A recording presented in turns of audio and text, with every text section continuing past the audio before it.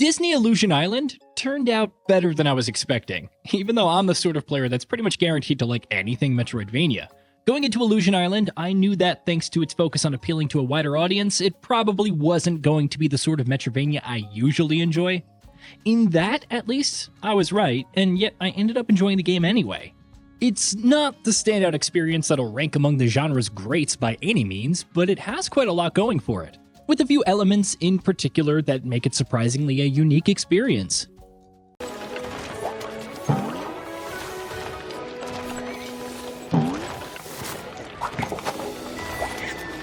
Disney Illusion Island shines the spotlight on the elderly statesmen of the Disney family, i.e. Mickey, Minnie, Goofy, and Donald. The four friends are headed out to a picnic on an invitation, but quickly discover that the invitation was a ruse to get them to the mysterious island of Moneth, where the resident tokens have called them for aid in search of heroes.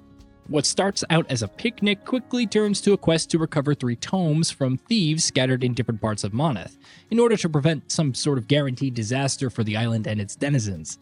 It's a simple, straightforward setup, but it's surprisingly effective in its execution, thanks in large part to strong, witty writing that constantly delivers chuckle-worthy humor and endearing characterization for pretty much every character you come across, not just the 4 icons who serve as the main stars.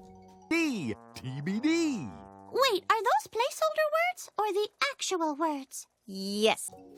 Even better are the animations. Quite a bit of Illusion Island story moments and character interactions happen during gameplay and with text boxes, but every so often the game delivers beautifully crafted lengthy cutscenes. Not only did these boast excellent voice acting, especially for the 4 heroes, with all of their instantly recognizable voice quirks, but they're also wonderfully animated, combining impressive attention to detail and a particularly nostalgic brand of old-school hand-drawn animations. Each cutscene is a joy to witness, even if what's actually happening on the screen isn't particularly captivating on paper. Those excellent animations can be found throughout the game, in fact, even outside of cutscenes. Disney Illusion Island is an excellent-looking game, almost to the point where it keeps surprising me with its visual strengths the more I played it. The gorgeous hand-drawn art never loses its charm. Backgrounds and enemies are filled with small details that lend them a great amount of personality, and the 4 heroes themselves move about in a way that's constantly fun to look at. From simply walking around or jumping over a small gap to more elaborate strings of platforming maneuvers, animations in Illusion Island are crammed with love and detail, and all flow excellently into each other. So it looks like you're always watching a classic cartoon. Each of the 4 playable characters also has the exact same moveset, but each of them gets a unique animation for every move. While Donald pulls out a plunger for his wall jumps, Goofy uses a comically large fork. Where Minnie uses a parasol to glide, Donald just flaps his wings. Mechanically, there's no difference whatsoever in how any of the characters move, but the unique animations still inject a great deal of charm into every single thing they do. No, it's not Cuphead, but to hold every game with hand-drawn animations to that ridiculously high standard would be insanity. So let's not.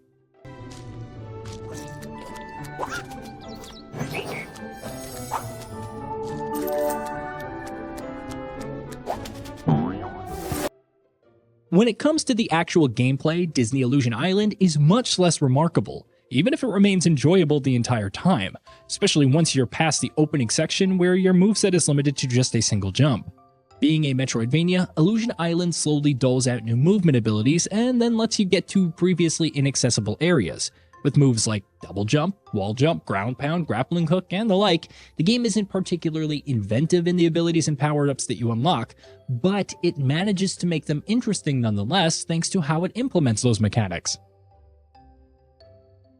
For starters, the moment-to-moment movement always feels great. Yes, it can get a bit floaty at times, which is obviously down to the game's bid to be a much easier and less demanding experience, but stringing together a variety of different moves together to get through platforming challenges is always satisfying. It helps, of course, that those challenges all tend to be very well designed. They start out quite simple and straightforward, but as you get deeper into the game, they get increasingly elaborate. Never on the same level of platforming-focused Metroidvanias like, say, Ori or Guacamelee, but certainly to the level where the game actually leverages its platforming mechanics in a meaningful way. Which is good, because platforming is all there is. There is no combat whatsoever in Illusion Island, which means that even though there will be plenty of enemies that lie in your path, coming in different shapes and sizes and posing different threats, The only way to get past them is to, well, get past them. Avoiding enemies is inherently less engaging than defeating them, especially in a Metroidvania platformer. And even though I do understand that that's a choice made by developer Dlala Studios in order to be as welcoming to as many demographics as possible, it did still end up feeling like the gameplay experience was just lacking a key component. That ends up impacting the boss fights as well, which are unable to deliver the set-piece bursts of action that you'd expect, owing to the fact that they're completely platforming focused, not to mention the fact that they all last a bit too long. Of course, exploration is just as important as platforming or combat in a Metroidvania, not even more so. And that's another area where Illusion Island delivers a solid, enjoyable experience, even if it never does anything too remarkable. The level design has a good understanding of the Metroidvania genre's biggest strengths, and going through the interconnected environments and slowly unlocking the surprisingly large map feels satisfying. There are also plenty of collectibles to collect and hidden rooms and optional challenges to find, which combines with solid environmental variety to make exploration feel appropriately rewarding. Naturally, it all operates on a much more relaxed and easygoing pace than something like Hollow Knight or Metroid Dread, so don't expect genre-defining design, but it's more than serviceable nonetheless.